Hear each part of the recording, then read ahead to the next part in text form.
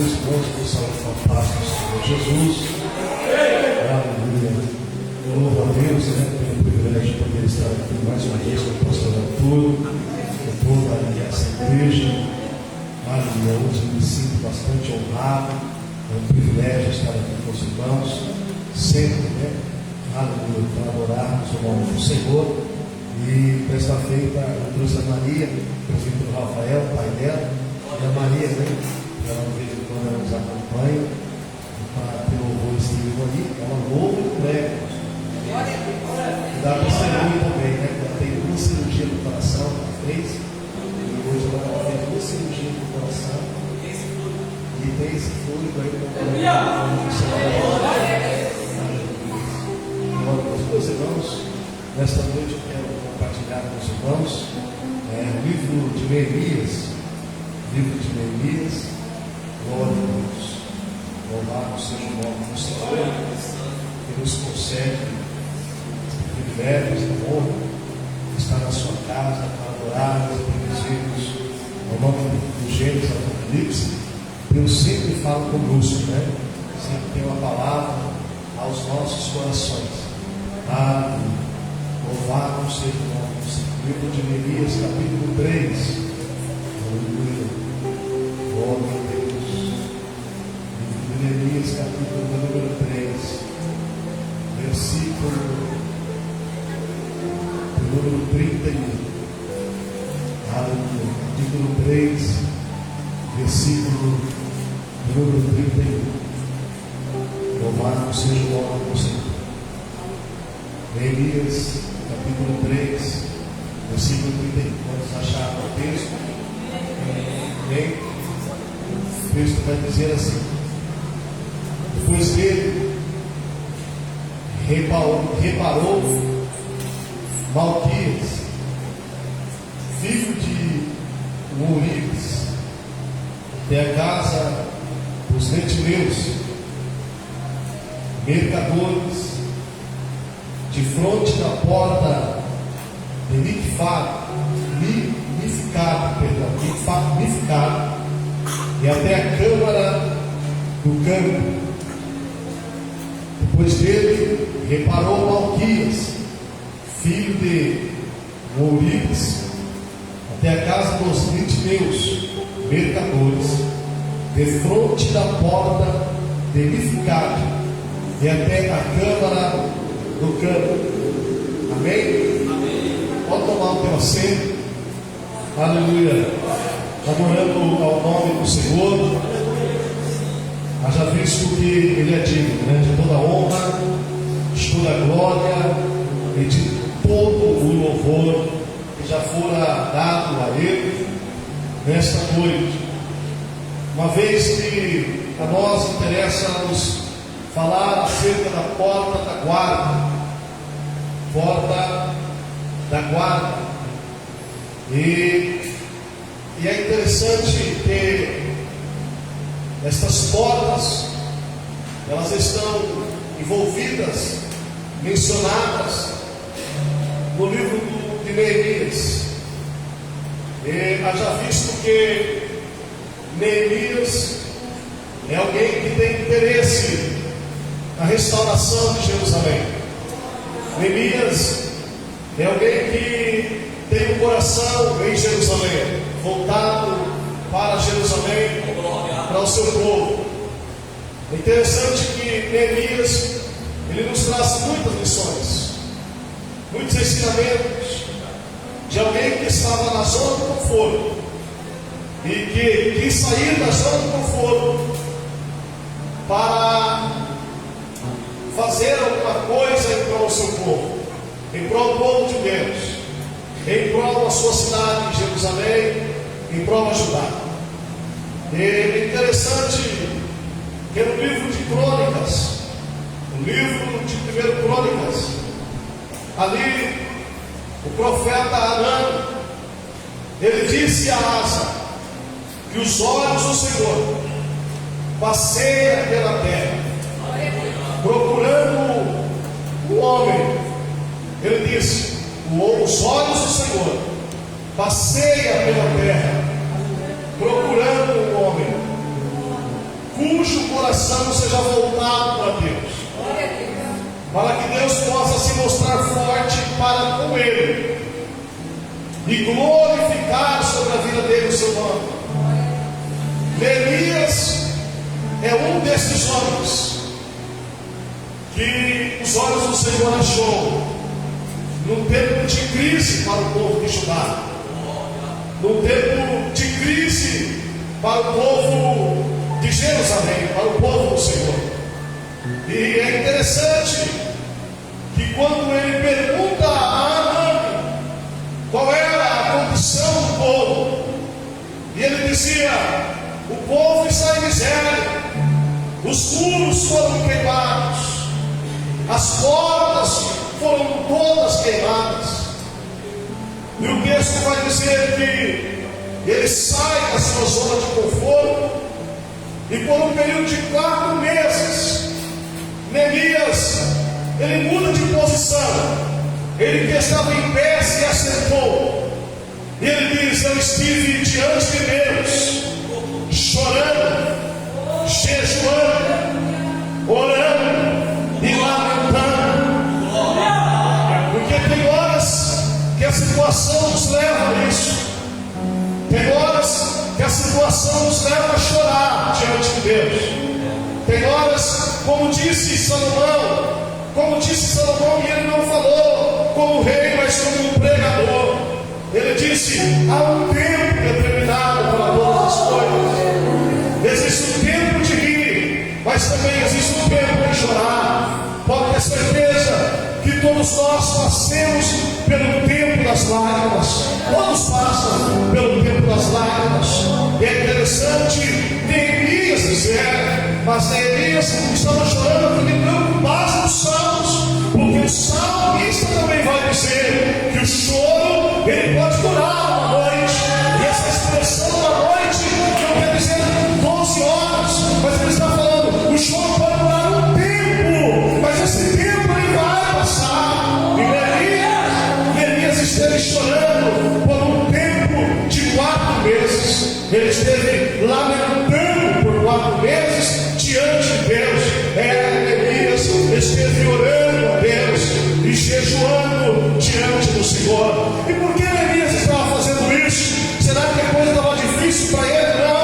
Não era a causa dele que ele estava pregando, era a causa do seu povo. Porque isso que chama a atenção de Deus é quando você está bem, para você ver se tem alguém que não está bem no meio do povo de Deus. Eu vou pegar essa causa da oração, eu vou pegar essa causa do jejum, eu vou pegar essa causa das lágrimas. Deus está contando nesses dias com alguém que esteja a coragem de Neemias, a audácia de Neemias, de sair da sua zona de conforto e dizer: eu vou pegar a causa do povo de Deus.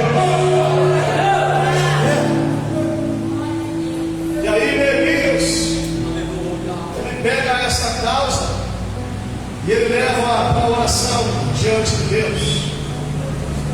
E é interessante que o negócio ele se estendeu de uma forma que Neemias é do tipo que agrada a Deus. Porque Neemias, ele não é aquele tipo de servo de Deus que fica querendo maquiar a situação. Não. Neemias não. Neemias não é aquele tipo de servo que quer artificializar a sua verdadeira situação, a sua real situação. Não, ele diz assim: se eu não estou bem, eu não estou bem. Quem era assim era Davi. Davi era do mesmo jeito. Davi, quando ele não estava bem, não estava bem. Salmo 106:6 ou Salmo 6:6. A minha cama está inundada pelas lágrimas, a cama do travesseiro está flutuando nas minhas lágrimas. É claro que é uma figura de linguagem, porque ninguém vai chorar o suficiente para uma cama inundar em cima das lágrimas. É uma figura de linguagem para expressar o sofrimento dele, o que ele estava vivendo, o que ele estava passando. E ele é um homem segundo o coração de Deus. Ele não tem mais do que sua terra para Israel, mas quando é para chegar diante de Deus, tem que chorar e chora. Quando é para chegar diante de Deus, tem que falar e fala. Eu não me exponho a minha situação. Assim que Davi fazia.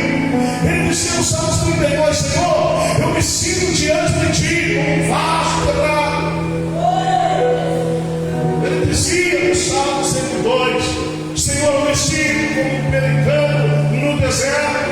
O pelicano é uma ave aquática, no deserto ele morre. Ele dizia no Salmo 142, olhando para um lado e para o outro, percebi que não há quem possa cuidar da minha alma, mas diante de ti eu deposito toda a minha causa. Mas também quando a coisa estava boa, ele dizia, eu me deitei comigo, Salmos 3, acordei porque o Senhor me sustentou. Ele poderia dizer, acordei porque o melhor arqueiro estava comigo, o melhor flecheiro, o melhor perito na espada, mas eu não preciso. Ele disse que me guardou foi Deus. A minha confiança não está nos olhos que estão ao meu redor, eles estão fazendo o trabalho deles, mas quem me guardou foi Deus. E Neemias é do mesmo tipo, é esse tipo de homem, de mulher, essa característica que agrada a Deus. Por quê? Porque Neemias, quando ele havia chorado diante de Deus, havia clamado, havia jejuado, ele não deixou de servir ao rei Artaxerxes. E o texto vai dizer que ele, vindo à presença do rei, ele trazia vinho. E o vinho é o símbolo da alegria da antiga aliança. Na antiga aliança, a alegria é simbolizada pelo vinho. O costume dos antigos, naquela época, tinha que ter vinho na festa, porque o vinho simbolizava a alegria. Mas Neemias, ele servia o vinho para Artaxerxes, mas com tristeza. Ele não estava triste em servir, ele estava triste por causa do seu povo.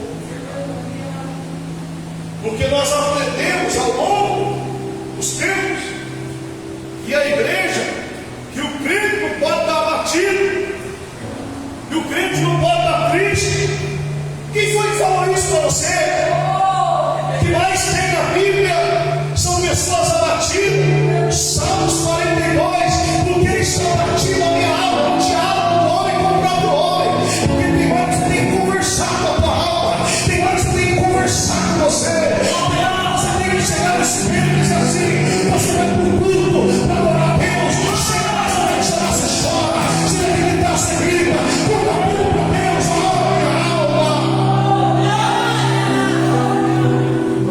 Eu só mesmo porque está batido a minha alma, está batida. Espere, Deus. Ana estava no templo, e quando ela foi mal interpretada, por ele disse: a parte de esse vinho, ela disse: não tem a tua serva, olha a disposição de servir depois uma palavra dura. Então, hoje nós acostumamos com palavra flexível, é bom, mas nem sempre é o remédio que nos cura, porque Jesus sempre deixou claro que no mundo teremos aflições, seremos odiados, detestados pela causa do seu nome. Se nós criarmos com a ideia que tudo tem que dar certo, que nada vai dar errado no momento nenhum, nós vamos nos frustrar. Por quê? Porque isso não é a questão do Evangelho. Ele prometeu para nós vida eterna, mas ele também disse: tome a sua cruz e siga-me. Ele deixou bem claro que a nossa caminhada na terra é uma caminhada de cruz, mas que no céu tem uma coroa de glória nos esperando.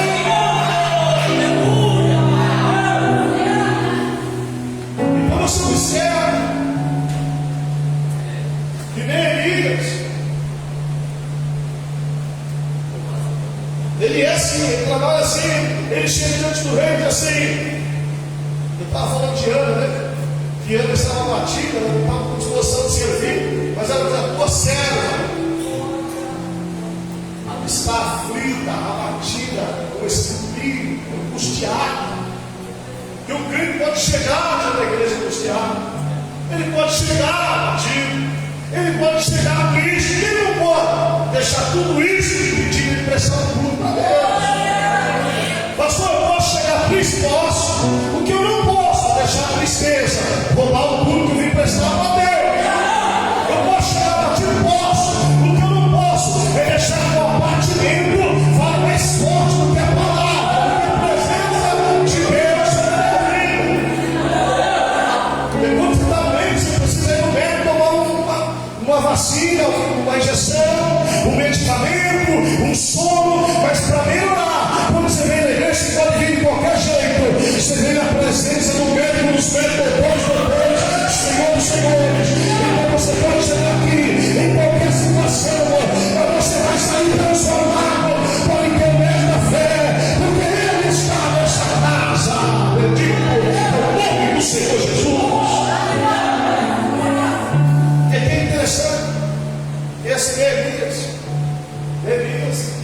Ele está servindo, mas está triste.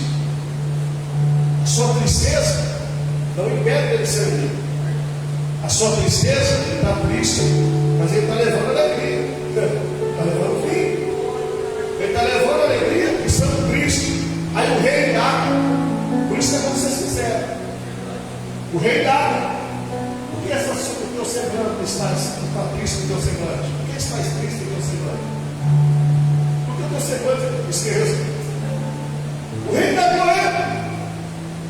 O rei não indagou o fato dele servir, porque ele estava triste, mas estava servindo.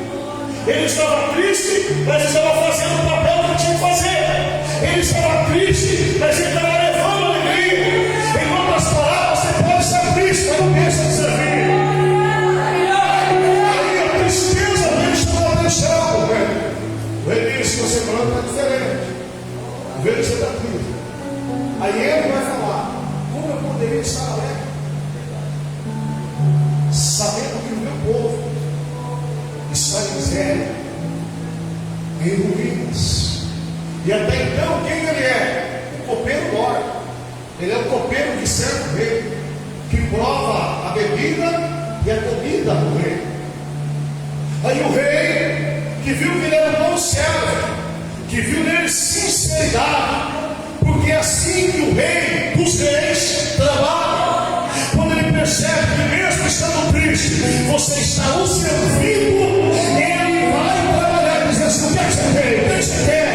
Porque o rei da terra não depois que o seu súdito, o seu servo estando triste. Você acha que o rei celestial vai te ver triste e não vai ter uma posição, uma palavra acerca dessa tua tristeza? Ele está assim: o que eu posso fazer? Aí Neemias diz assim: eu preciso ir lá. Eu preciso ir lá. Então vai. Só que eu não posso ir sozinho, porque ninguém faz nada sozinho. Aí ele fala: eu quero o jardineiro comigo. Eu preciso do jardineiro. Eu preciso dos ajudantes do meu lado. Não vai. Aí o rei diz assim: só que você não pode ir como comigo.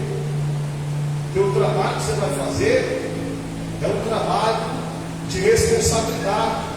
Eu tenho que te dar uma autoridade maior. E é assim que Deus trabalha.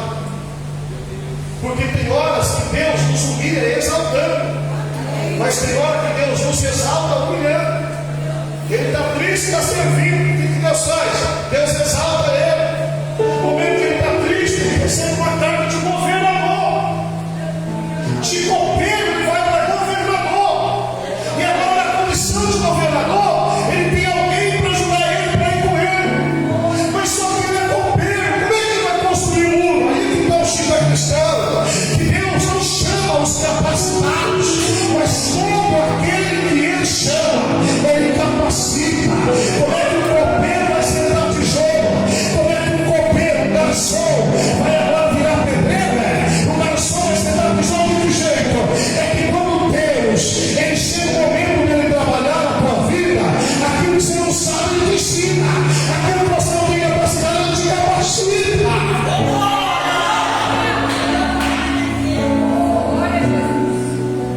Aí ele vai. Agora nós precisamos entender uma coisa: quando você vai na direção de Deus, em prol da obra de Deus, sempre vai haver adversários, sempre vai existir adversidade. E às vezes você não entende o que está acontecendo no mundo espiritual. Você acha que é as pessoas que estão brigando com você. Você acha que é as pessoas que querem ver o teu mal. É alguém que está por detrás, mas que não é isso. É alguém que está por detrás, é o ser que está por detrás. Ele tem que impedir a obra que Deus tem na sua vida. Não é as pessoas, é o que está por detrás dela. É o inimigo das nossas almas. Ele levanta homens da mesma altura, do mesmo nível aqui da terra, para tentar parar a obra. Mas ele diz: eles vão dizer assim: desce daí, uma raposa vai derrubar esse mundo. Esse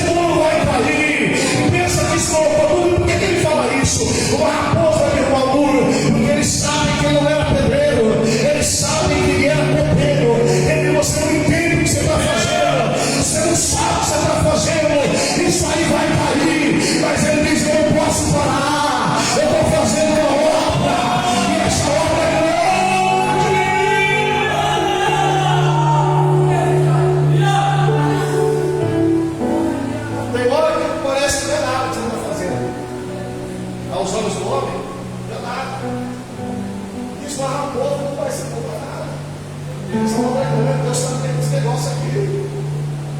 Olha, é interessante. Por que muro?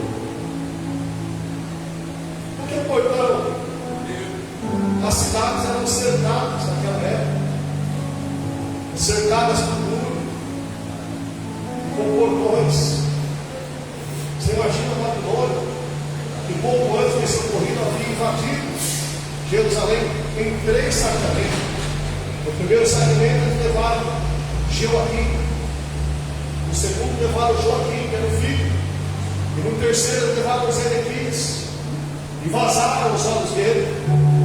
A Babilônia, que havia antes invadido esse território, em 606, 597 e 585 aproximadamente antes de Cristo, por Nabucodonosor, só invadiu porque Deus permitiu. Deus os usou como vara, mas eles tinham cerca de 96 portões. Então veja o tamanho do império babilônico daquela época. E aqui as portas de Jerusalém estavam destruídas, destinadas. E qual é o propósito de Neemias? Restaurar os muros e edificar as portas em Jerusalém. Porta diz respeito a limitações. O que pode estar dentro e o que não pode estar dentro. Quando tem porta, só entra aquilo que você permite, sai aquilo que você quer. Quando tem porta, a porta fala de limitações. É isso que a porta fala, limites. É isso que a porta fala. A porta fala de leis, a porta fala de estatutos. E agora se não vamos restaurar isso, porque se não restaurar os muros e as portas, não adianta começar a restaurar aqui dentro. Se puder entrar qualquer coisa, se puder entrar aquilo que não deve entrar.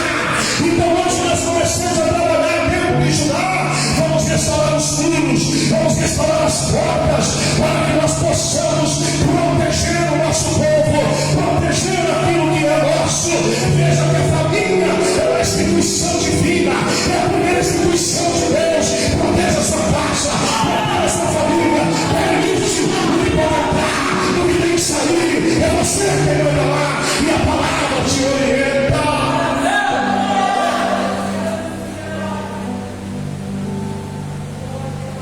Veja o que ele diz: porta da guarda, posição geográfica, norte, nordeste. Que estava geograficamente no norte, aonde estava a porta da guarda, no norte de Judá. Sabe onde é que estava ali? Ali estava concentrada os efraítas. Efraim estava. Quando nasceram os 2 filhos de José, os 2 filhos de José foram um consolo de Deus para José. Tudo aquilo que José passou. José trocou de roupa 7 vezes. E tudo começou por causa da vestimenta dele. Ele usou a túnica, antes da túnica ele usava uma vestimenta normal. Depois ele ganha a túnica, que vai ser a sua segunda vestimenta. Depois ele vai se vestir com a vestimenta dos israelitas. Aí ele vai se vestir na casa de Potifar, com a vestimenta egípcia que Potifar deu para ele. Depois essa vestimenta é rasgada pela esposa de Potifar, que tentou contra ele. Mas ele fugiu e foi preso nesse vestimenta de prisioneiro. Depois disso, ele fica, o faraó fica sabendo que ele interpreta sonho.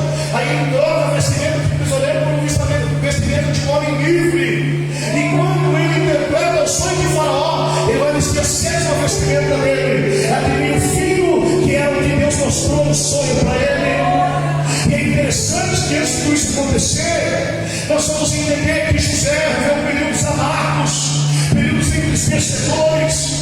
E tudo isso levou até mesmo o pai de José enviar para José, estando ele no Egito, sem saber Jacó, que estava mandando para José, mandou para ele mel, para mostrar um pouco a amargura que ele viveu, mandou para ele periplo, que significa resiliência diante das situações de prova, porque o periplo é um arbusto que as suas folhas estão verdes nas 4 estações do ano. É uma referência à qualidade de José. Ele foi humilde em qualquer estágio da sua vida.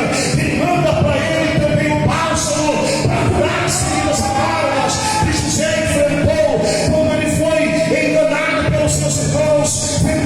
pelos seus irmãos. É interessante que ele manda também a mirra, pelo perfume que atingiu um quilômetro de distância, para que muito longe, muito soubesse da vitória de José.